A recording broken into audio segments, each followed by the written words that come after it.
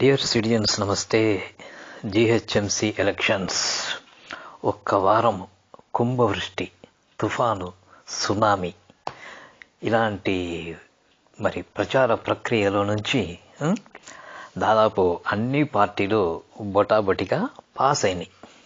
3 పార్టీలు, టీఆర్ఎస్ 55 మార్కులు, బీజేపీ 48 మార్కులు, ఎంఐఎం 44 మార్కులు.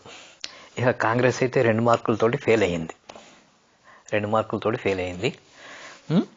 ఇక ఈ ఎగ్జామ్ అటెంప్ట్ చేసి టీడీపీ, సిపిఎస్, సిపిఎం లాంటి పార్టీలు 0 మార్క్స్, 1 మార్కు కూడా వాళ్ళు స్కోర్ చేయలేకపోయినారు.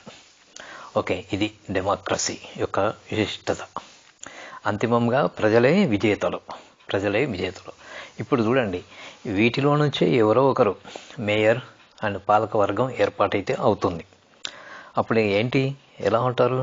కాస్త ఒళ్ళు దగ్గర పెట్టుకొని అయితే ఉంటారు.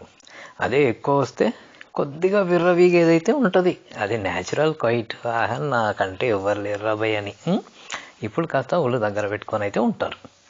అయితే ఒక పార్టీ వాళ్ళు అంటూ ఉన్నారు, ఒక్క వారమే ఉంది, మాకు జర 3-4 వారాలుంటే ఇంకాస్త బాగా మేము ప్రభావం చూపేవాళ్ళం అంటున్నారు.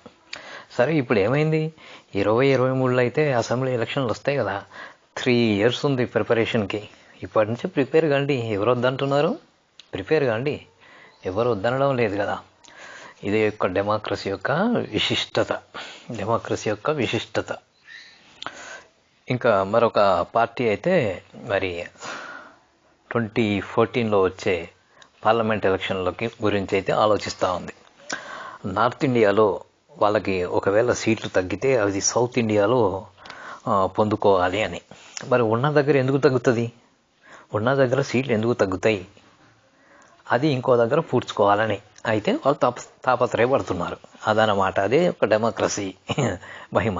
ఇప్పుడు చూడండి, ఇక్కడ అధికారంలో ఉన్న వారికి సీట్లు తగ్గినాయా లేదా? సేమ్ అదే పరిస్థితి అనమాట. అరే, మనకి అక్కడ తగ్గితే ఇక్కడ పొందుకోవాలి ఈ స్టేట్ లోపల అని వాళ్ళ కింద మీద పడుతున్నారు. ఎవరైనా అంతే. సో ఇదనమాట. అంతిమంగా గెలిచేది ప్రజలే. ఇవంతా రాజరికం కాదు. ఏదో మా జీవితాంతం శతాబ్దాల తరబడి మేమే, మా తర్వాత మా వంశమే అన్నట్టు 5 ఫిక్స్డ్ టర్మ్ వరకు పరిపాలిస్తారు. తర్వాత మళ్ళీ ప్రజలు మార్కులు వేస్తారు. మళ్ళా పాస్ అయిన వాళ్ళు వచ్చి పరిపాలన చేస్తారు, అంతే. సో అంతిమంగా ఏదైతే మన విచ్ డెమోక్రసీ వీఆర్ హ్యావింగ్, దీన్ని బట్టి అయితే వీ షుడ్ ఫీల్ ప్రౌడ్ అనమాట. ఇంతకుముందంతే రాచరిక వ్యవస్థ ఉండేది, వాళ్ళే ఉండేది ఎప్పటికీ. వేరే వాళ్ళకి అవకాశమే లేదు. ఇప్పుడైతే సామాన్యుడు ఎవరైనా కానీ అందరికీ ఈక్వల్ ఆపర్చునిటీస్ అయితే ఉన్నాయి. ఒకవేళ ప్రజల మద్దతు పొందుకుంటే ఎవరైనా ఎన్నిక కావచ్చు. సో అల్టిమేట్లీ ప్రజలే విజేతలు. జై హో డెమోక్రసీ, జై హో.